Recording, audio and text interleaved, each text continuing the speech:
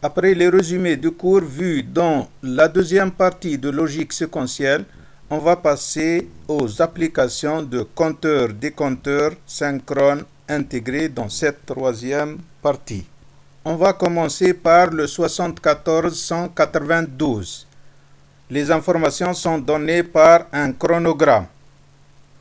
Le 74-192 est un circuit binaire ou décimal. Donc vous voyez que ici, div 10. Donc c'est un compteur décimal. Quel est le nombre d'entrées d'horloge? Vous voyez, d'après le symbole, vous avez, c'est une entrée d'horloge, up, et deuxième entrée d'horloge, down. Donc il y a deux entrées d'horloge. Up, c'est l'horloge pour le fonctionnement en compteur, et down pour le fonctionnement en décompteur. Comment doit-on configurer les entrées d'horloge up et down selon le mode de fonctionnement de compteur ou décompteur? Vous voyez, d'après le chronogramme, pour le comptage, l'horloge est appliquée à l'entrée up et le down doit être à 1 logique. Par contre, pour obtenir un décomptage, on doit appliquer, en se référant au chronogramme du fonctionnement du circuit 74-192, compléter le tableau suivant. CLR, c'est l'entrée de remise à 0 asynchrone. Vous voyez ici, dès que CLR passe à 1 logique, toutes les sorties vont passer à 0 immédiatement. Donc, la remise à 0 est asynchrone. Le up, c'est l'entrée d'horloge du compteur, activée au franc montant, d'après le symbole et d'après le chronogramme. CO bar, c'est la sortie de retenue qui indique le passage de 9 à 0 lors du compteur. Down, entrée d'horloge du décompteur, activé au franc montant aussi, comme le up. ABCD, entrée de préchargement. BO, c'est la sortie de report. Il indique le passage de 0 à 9 lors du décomptage. Et load, c'est l'entrée de chargement asynchrone activée au niveau bas. Donc, pour obtenir un chargement, il faut que load bar passe à 0, activé au niveau bas. Et vous voyez que dès que load passe à 0, la sortie QA, c'est égal à A. La sortie QB égale à B. La sortie QC égale à C. Et la sortie QD est égale à D. Donc le chargement est asynchrone. Elle n'attend pas l'horloge. On va essayer d'expliquer les informations sur le symbole du 40-192. Le CLR, c'est l'entrée de remise à 0. CT égale à 0 et elle est activée au niveau haut. Le up, c'est l'entrée de comptage. Vous voyez ici le plus. Donc il y aurait comptage plus si G2 égale à 1. Il faut un franc d'horloge sur le up et G2 doit être à 1 logique. Entrée de décomptage, moins. Le moins, vous voyez ici, mais elle est obtenue si 1. 1, ça veut dire G1. Il faut que G1 égale à 1. Et J2, c'est l'entrée de validation du compteur. Par contre, le G1, c'est l'entrée de validation du décompteur. Le load bar, c'est l'entrée de chargement. Et on lui donne le C3. Et elle est activée au niveau bas. Vous voyez ce 3D. Le chiffre 3 indique que le chargement de ces entrées se produit si C3, qui est load, est activé. Ça veut dire qu'il faut que load est égal à 1. Le chargement ne dépend que de load. Elle ne dépend pas de l'horloge. C'est un chargement asynchrone. Là, vous avez les entrées de préchargement. Vous avez les sorties. Le poids de chaque entrée de préchargement et de chaque sortie. Le B au bar, c'est la sortie de report indiquant le passage de 0 à 9 lors du décompteur. Pour cela, vous avez ici 0. Le C au bar, c'est la sortie de retenue qui indique le passage de 9, vous voyez, égal à 9, lors du compteur. On va essayer de réaliser un compteur modulo 10 en utilisant le 40192. C'est un compteur complet, donc on doit désactiver load et CLR. L'entrée d'horloge est appliquée à up, puisque c'est un compteur, et le down doit être à 1 logique.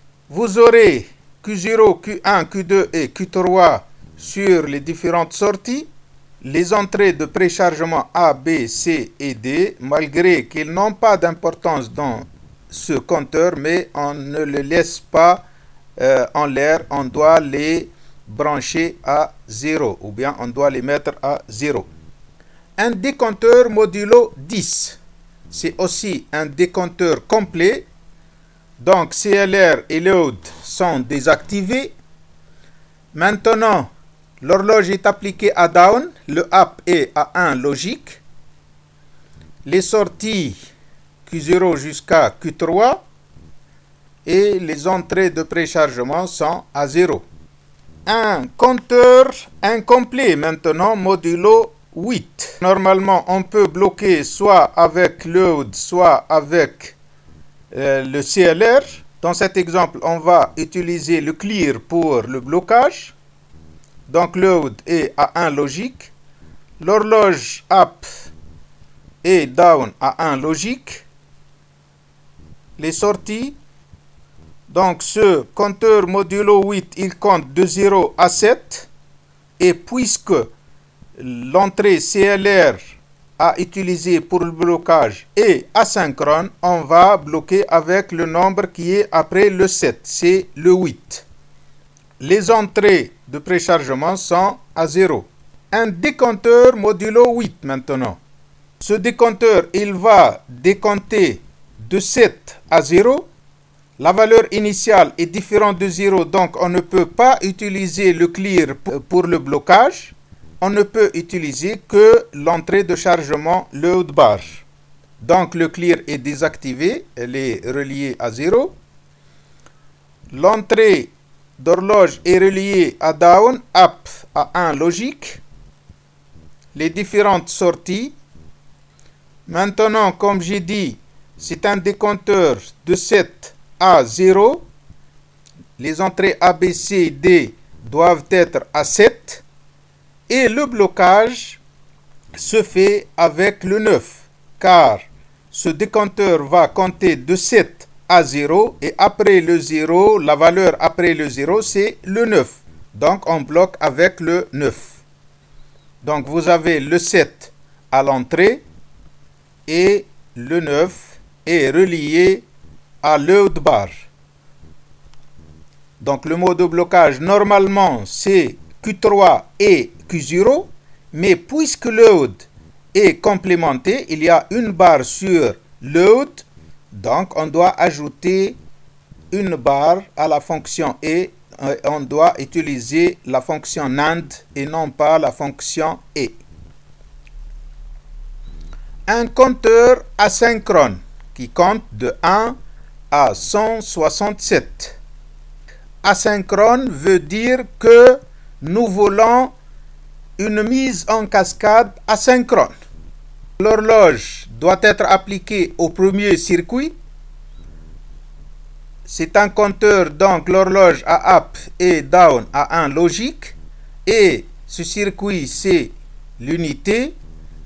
Les sorties C au bar sont reliées à up et B au bar sont reliées à down du circuit suivant. Et vous voyez l'unité, les dizaines et les centaines. Puisque ce compteur va commencer par 1 logique, la valeur initiale est différente de 0, donc on ne peut pas bloquer avec le clear. On doit les désactiver. on ne peut bloquer qu'avec le load. La valeur initiale est égale à 1, donc on doit programmer les entrées de préchargement à 1. Vous voyez, le A de l'unité est à 1 logique et toutes les autres entrées de préchargement sont à 0 pour obtenir 1. Puisque le load bar est asynchrone, c'est un chargement asynchrone, donc on va bloquer avec la valeur après le 167 qui est le 168. C'est un compteur décimal, donc on doit convertir le 168 en BCD. Donc vous voyez le 1 des centaines, 6 pour les dizaines et le 8 pour les unités. Et pour réaliser le blocage, donc on va prendre le 8 des unités, le 6 des dizaines et le 1 des centaines. Mais puisque le load bar, l'entrée de chargement est complémentée, on doit ajouter un complément à la fonction et. Et vous voyez que toutes les loads sont reliés ensemble et ils vont recevoir le mot de blocage global. Un décompteur asynchrone modulo 165. Puisque c'est un décompteur, l'horloge reliée à down, up à 1 logique, et CO relié à up, BO relié à down du suivant, et ainsi de suite pour les autres circuits. L'unité dizaine et centaine. Ce décompteur va décompter de 164, qui est la valeur initiale, à 0, et puisque load est asynchrone, on va bloquer avec la valeur qui vient après le 0, qui est le 999. Donc la valeur initiale est 164. On va désactiver les entrées de remise à 0. L'unité est programmée à 4, l'entrée de préchargement. L'entrée de préchargement des dizaines, 6. Et l'entrée de préchargement des centaines à 1. Le 9 des unités, le 9 des dizaines et le 9 des centaines vont être le mot de blocage et la dernière fonction qui va être reliée à load bar doit être complémentée. Le compteur-décompteur synchrone 40193. Ce circuit est identique au précédent. La seule différence, c'est que ce circuit est div16, donc binaire, et le 192, c'est un div10, donc décimal. On va essayer de réaliser un compteur modulo 13. Compteur, donc, l'horloge à up, le down à 0. On va bloquer avec le CLR, puisque la valeur initiale est 0. Et on peut aussi bloquer avec le load. Nous avons choisi dans cet exemple de bloquer avec le CLR. Donc, load est désactivé. Ce circuit va compter de 0 à 12 et il va être bloqué avec le 13, puisque CLR est asynchrone. Donc le 13, qui est le 1, 1, 0, 1, va être relié à CLR. Les entrées de préchargement sont à 0. Un décompteur modulo 13. L'horloge à down, up à 1 logique. Ce circuit va décompter de 12, qui est la valeur initiale, à 0. Et après le 0, il va passer à 15, puisque c'est un compteur-décompteur binaire. La valeur initiale est différente de 0, donc on va désactiver le clear. On va bloquer avec le load. La valeur initiale est 12, donc 1, 1, 0, 0. Le blocage se fait avec le 15, donc 1, 1, 1, 1. Et puisque l'entrée de chargement est complémentée, on ajoute au complément à la fonction et. Un compteur modulo 165. Il compte de 0 à 164 et il sera bloqué avec la valeur après le 164 qui est le 165. Et vous avez sa conversion en binaire. La valeur initiale est 0. On peut bloquer avec le CLR. Pour cela, on doit désactiver le load bar. L'horloge est appliquée à up, down à 1 logique, CO bar à up et BO bar à down pour la mise en cascade asynchrone. Le premier circuit, c'est l'unité, l'autre, c'est le circuit de poids 16 puissance 1, comme les dizaines en décimale. Les entrées de préchargement sont à 0 et le blocage se fait avec 0,1,0,1 pour les unités, 1,0,1 pour les dizaines. Un décompteur qui décompte de 165 à 1. Puisque la valeur initiale est 165, on ne peut pas bloquer avec le CLR, elle sera désactivée. L'horloge est appliquée à down, up à 1 logique, CO à up et down à relié à BO. L'unité, c'est le premier circuit auquel nous avons appliqué l'horloge. La valeur initiale, c'est 165. Sa conversion en binaire est donnée dans l'exemple précédent. 165, c'est égal à 1, 0, 1, 0, 0, 1, 0, 1 en binaire. Donc, on doit mettre les entrées du premier circuit à 0, 1, 0, 1 et l'entrée de préchargement du deuxième circuit à 1, 0, 1, 0. Le blocage se fait avec la valeur après le 1 qui est le 0. Nous avons dit que le load bar est l'entrée de chargement activée au niveau bas.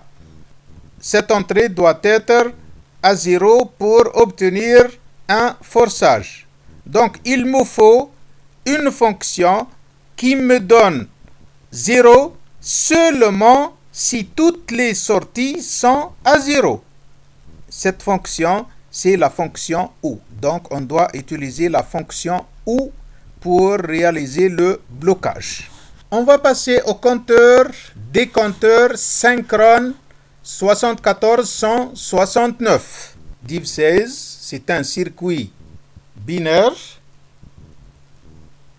Quand le load bar descend à 0, le chargement s'est produit après l'arrivée du front d'horloge. Vous voyez ici. Par contre, l'autre, elle est descendue à 0 à ce niveau-là. Mais le changement des sorties s'est effectué après l'arrivée des fronts d'horloge. Donc, c'est un chargement synchrone. Ce circuit n'a pas d'entrée de remise à 0. Donc, on doit bloquer toujours avec le load bar.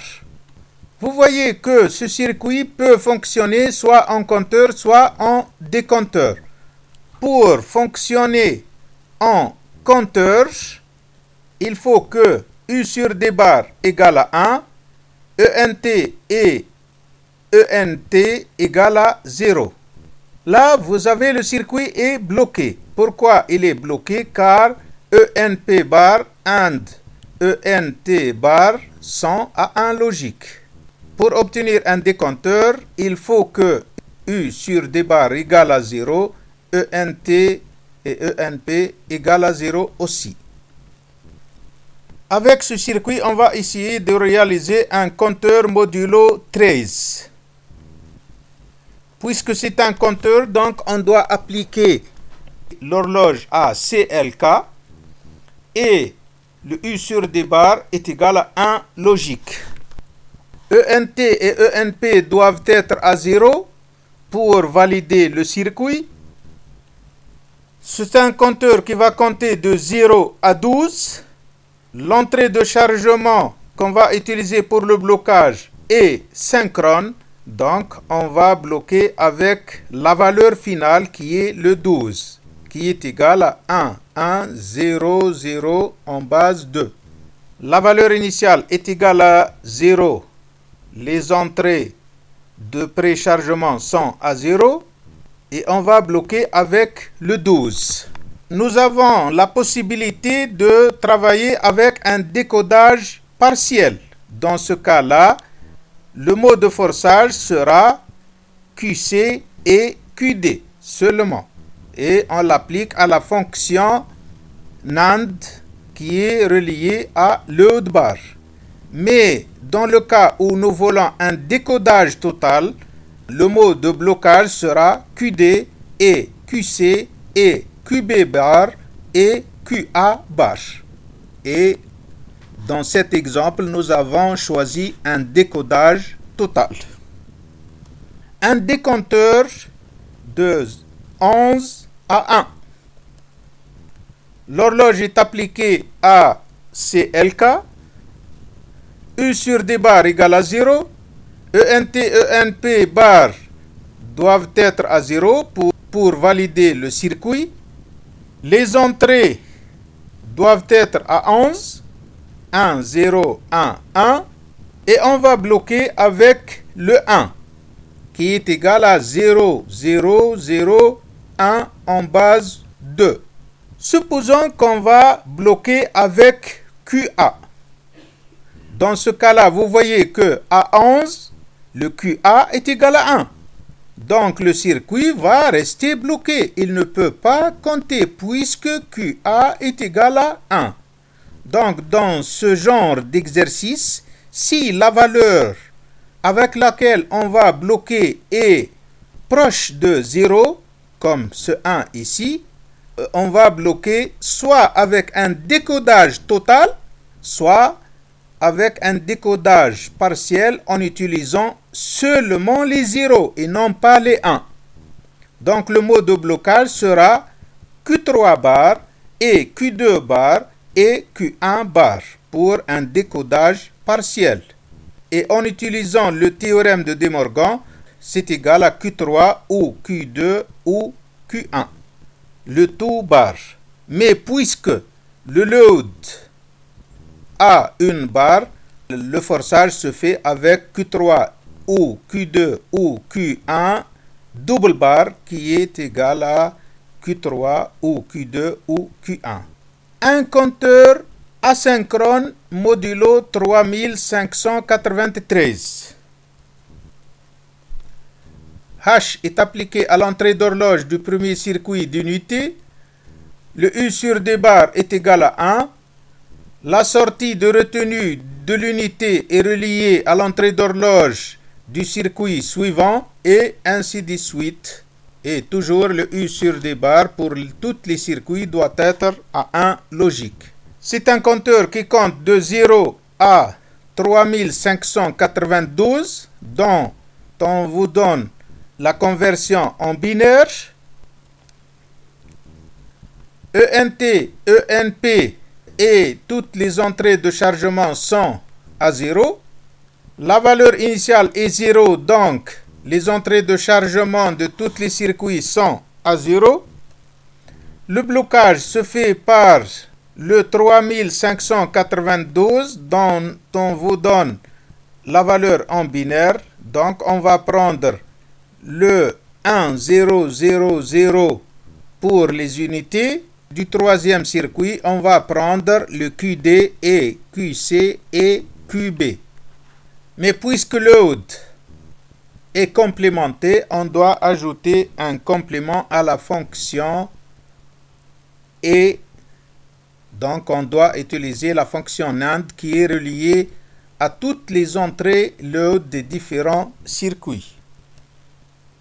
Un décompteur synchrone modulo 198. Synchrone, ça veut dire qu'on va utiliser une mise en cascade synchrone.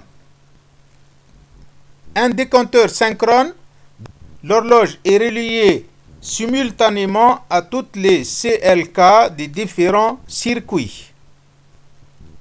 C'est un décompteur, donc U sur D bar est égal à 0. ENT bar et ENP bar sont reliés à 0. La sortie de retenue est reliée à l'entrée de validation du deuxième circuit, et ainsi de suite. U sur D bar, c'est toujours à 0. C'est un décompteur qui va décompter de 197, qui est égal à 1, 1, 000, 1, 0, 1 en base 2, qui est la valeur initiale, jusqu'à 0 qui est la valeur finale. Et puisque load est synchrone, donc on va bloquer avec la valeur finale qui est le 0. Donc on va programmer l'unité à 01, 01, le circuit suivant à 1, 1, 0, 0.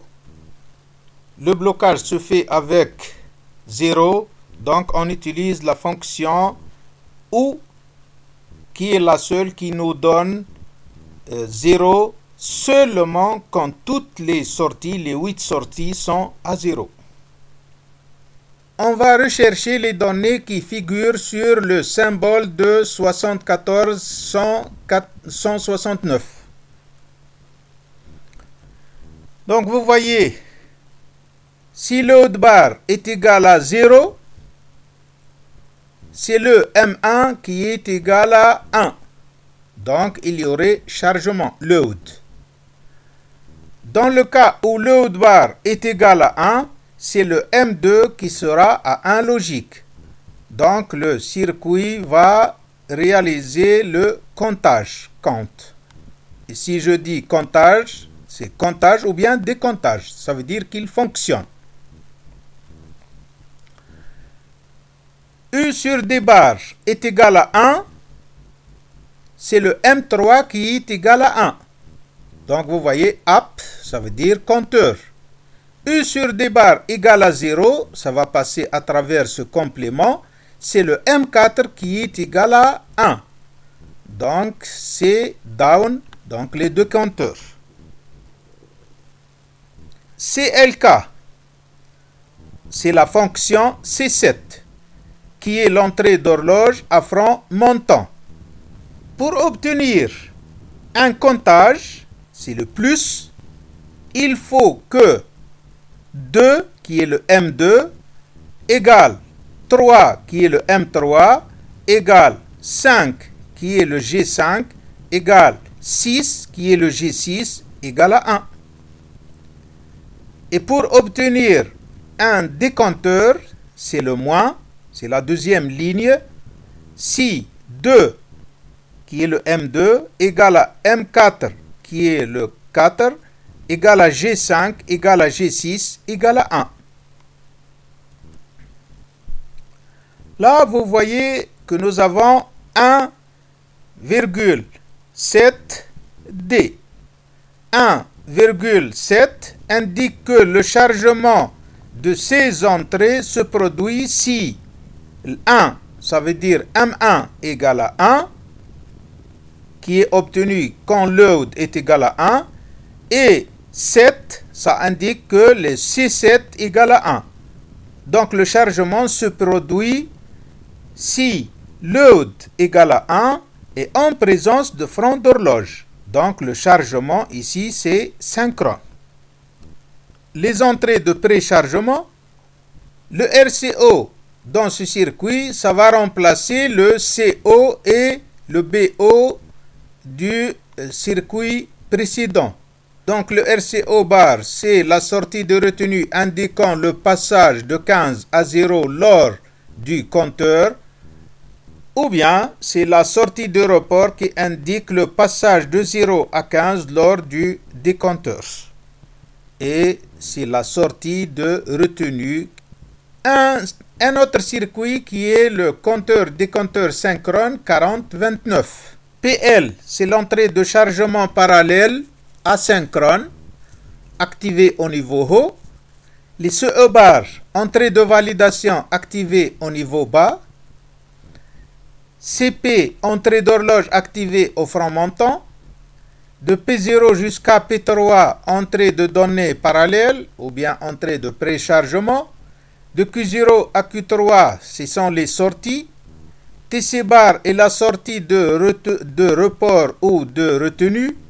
U sur D bar, si cette entrée est à 1 logique, il va fonctionner en mode compteur. À 0 logique, il va fonctionner en mode décompteur. B sur D bar, si elle est à 1 logique, le circuit va compter ou décompter en binaire. Et si cette entrée est à 0 logique, le circuit va compter ou décompter en décimal.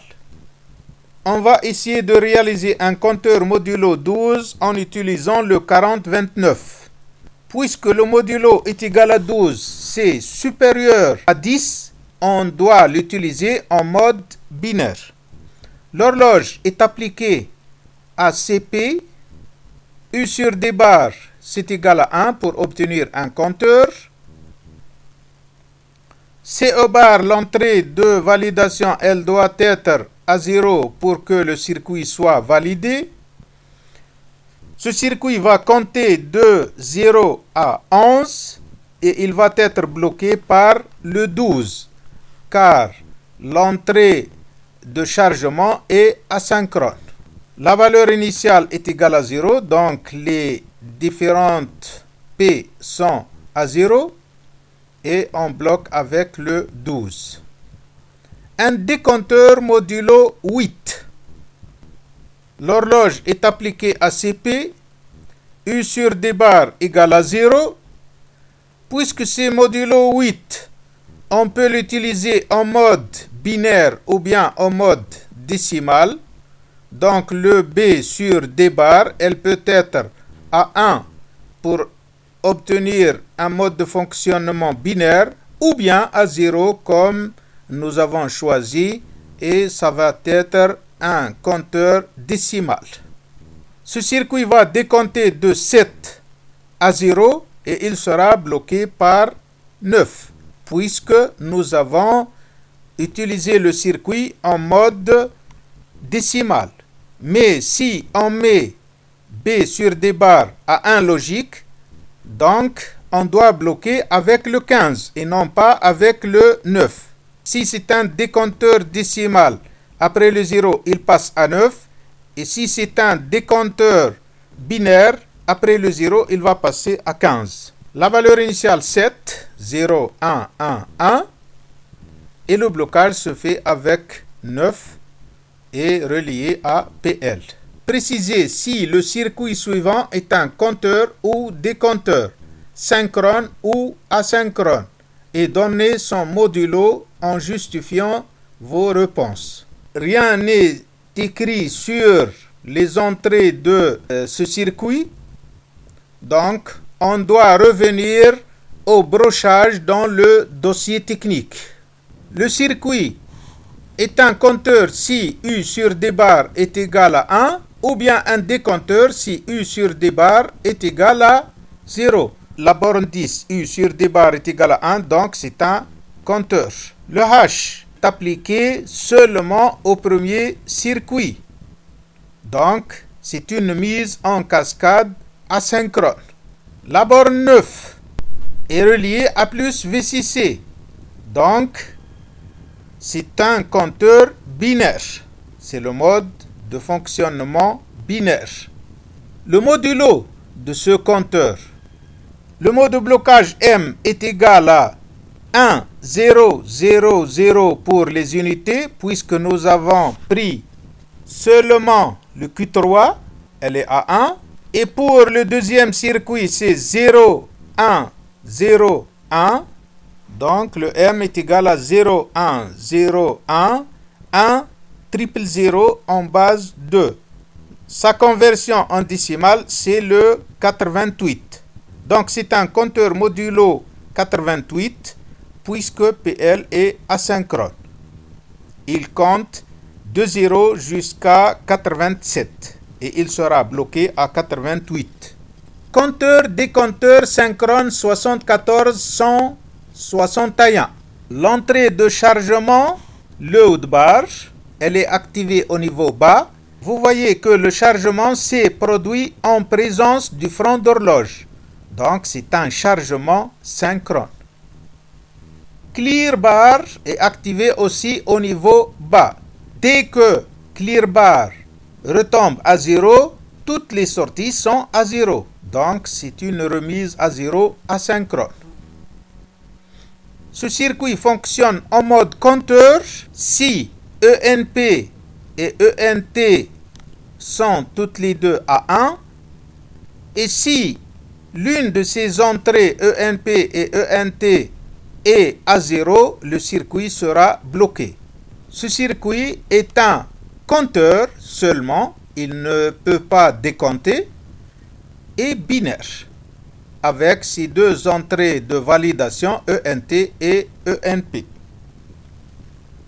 On va essayer de réaliser un compteur modulo 10. La borne 9, qui est le haut de barre, est désactivée puisqu'elle est reliée à plus VCC. Pour pouvoir bloquer notre circuit, on doit obligatoirement utiliser le CLR bar, l'entrée de remise à 0. L'entrée d'horloge est reliée à CLK, borne 2. ENT et ENP, les bornes 7 et 10 doivent être à 1 logique pour valider le circuit. Ce circuit sera bloqué par 10 puisqu'il va compter de 0 à 9. Les entrées de préchargement sont à 0 puisque la valeur initiale est égale à 0 et on va utiliser le 10, 1, 0, 1, 0. Dans ce deuxième exemple, on va réaliser un compteur modulo 10, mais c'est l'entrée de remise à 0 qui est désactivée. Donc, obligatoirement, on doit bloquer avec l'entrée de chargement. Ce circuit va compter de 0 à 9, et puisque le haut de barre est synchrone, donc on va bloquer avec la valeur finale qui est le 9. L'horloge est appliquée à la borne 2, l'entrée d'horloge. Valider le circuit G3 et G4. On va bloquer par le 9, 1, 0, 0, 1. Et les entrées de chargement sont à 0. On va essayer de lire la table de vérité qui nous donne le fonctionnement du 74 160 et 74 161 d'une part, et d'autre part le 74 162 et le 74 163.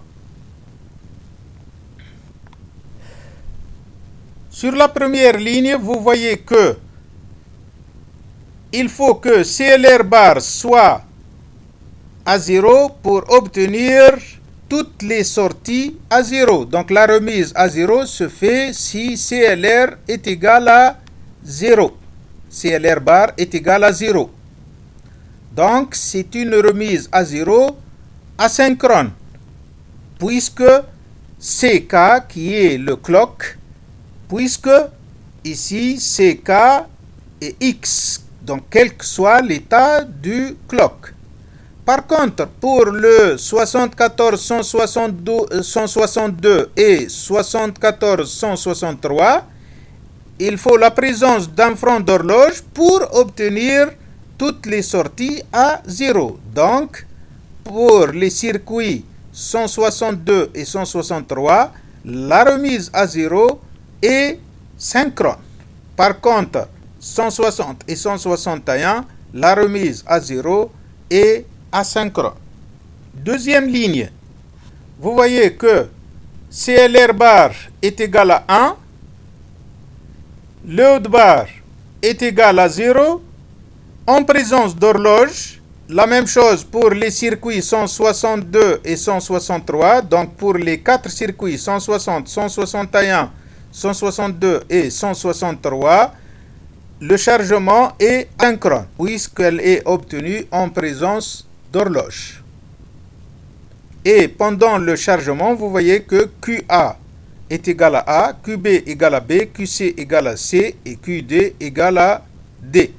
Dans la ligne 3 et ligne 4, si PE ou TE, qui sont ENT bar et ENP bar, si l'une de ces deux entrées est à 0, le circuit sera bloqué. L'avant-dernière ligne, pour que le circuit compte up, c'est un compteur seulement, il n'y a pas de countdown, il faut que CLR à 1, load à 1 et PE et TE, les entrées de validation, soient à 1. Et en présence d'horloge, il y aurait le comptage. Dans la dernière ligne, front descendant, il n'y a pas de changement. Merci de votre attention. N'oubliez pas de s'abonner à la chaîne et j'aime si la vidéo vous plaît. Si cette vidéo vous a donné un plus, essayez de la partager avec d'autres élèves et d'autres étudiants.